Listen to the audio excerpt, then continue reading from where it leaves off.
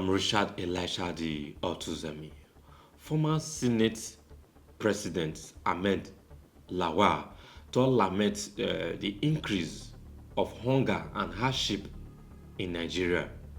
The former Senate President gave this update during a visit to two northern states when he observed the hardship Nigerians are passing through.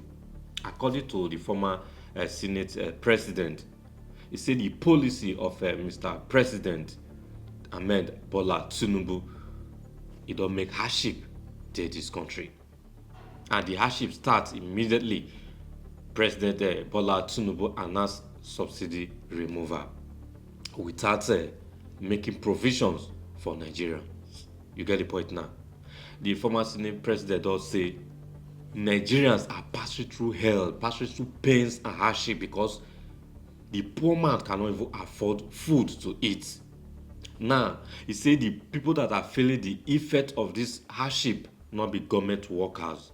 Now, people when we say they not get work, private individuals, when we say government not they pay them, they are not working for government and they don't have means of livelihood. Those people are passing through pains in this hard time. You get the point? I need to urge federal government to make sure say they regulate the prices of food in this country to make sure say poor man go fit eat and make federal government say make policies when go fit make life better for poor man. You get the point? And this one now an example to know say many people when they represent Nigerians in Senate and House of Representatives, even in the House of Assemblies, they're not able to reach their constituencies. They don't know what the poor man they pass through. You get the point? That they receive their normal allocation every month. Meanwhile, the people when we say that they represent, they don't know what all those poor men, the local people, they don't know what they pass through. And some of them, when the government, they're not even they relate to Mr. President, waiting the masses really they pass through. Only visit when you visit two states, now you don't see what people they pass through. We should hold our leaders accountable for whatever that is happening in this country. Observe as they lament. That patience, tolerance is they are both elastic, but they are not eternally elastic. Our citizens are facing real hunger. I traveled to two states last week, in the north particularly, and I've seen firsthand how people, especially those who are neither in the civil service nor in any business, common everyday citizens, are suffering, fighting, struggling to have food at least once in a day. Under normal circumstances, Mr. President, in the rainy season, from maybe June up to September or October, when there will be harvest of new foodstuff, prices escalate. Prices of foodstuff. Now we don't even have. That's the truth. Mr. President, in today's national dailies, the executive arm of government is saying is considering reducing or removing taxes on imported foodstuff. Mr. President, here's the catch. This Senate must engage the executive immediately. What are the issues? Which taxes are they talking about? Because we should be seen to be doing the right thing. We have really little or nothing in our food reserve across the country. And nobody should come and tell us they will distribute foodstuff from our silos. The silos are empty, Mr. President. So it means we have to import food. And if we have to import, it means we need foreign exchange. And that is scarce. We have to engage with administration. We have to help the administration. Mr. President, we are the most vulnerable in the leadership arrangements of this country, members of the National Assembly. Everybody looks up to senators or members of the House of Reps. In fact, people see senators like the messiahs. Any problem, they say, go for a senator.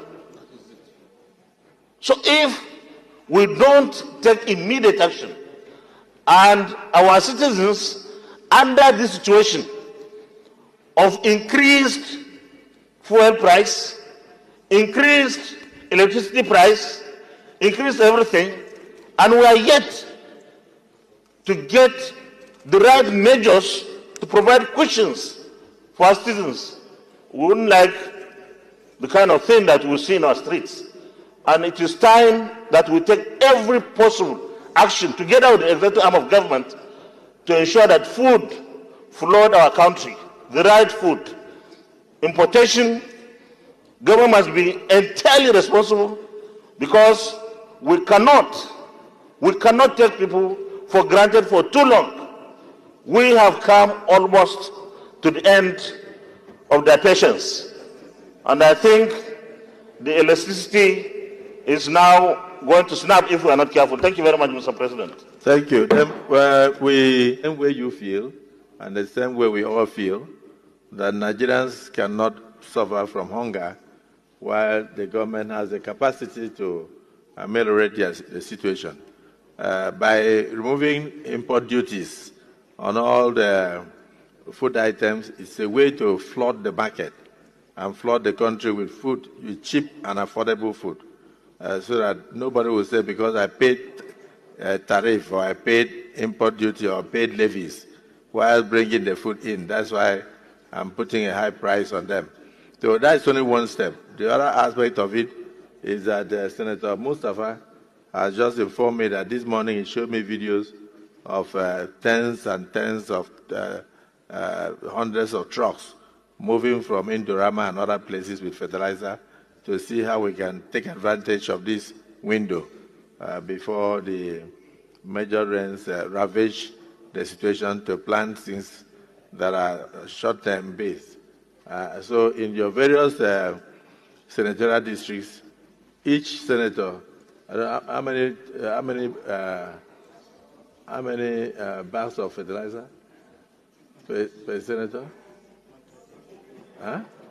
1,200 will be given for immediate distribution across the senatorial district. So those things are moving now.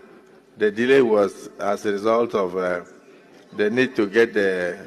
So we must also assist our people to produce. Don't worry about it. If you don't have it, you tell your constituents they've not brought your own. It is not because the Senate President announced it that your house will be flooded to give fertilizer. But what I'm saying is, he has explained that it was because of approval, because of security reasons, and they needed to be sure that the fertilizers will not enter into wrong hands. So, but they have started moving them today.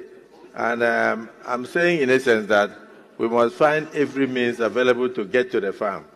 So, Distinguished Senator Alero, you may just make your contribution, then we go into the prayers. Thank you very much, Mr. President. Please, justly.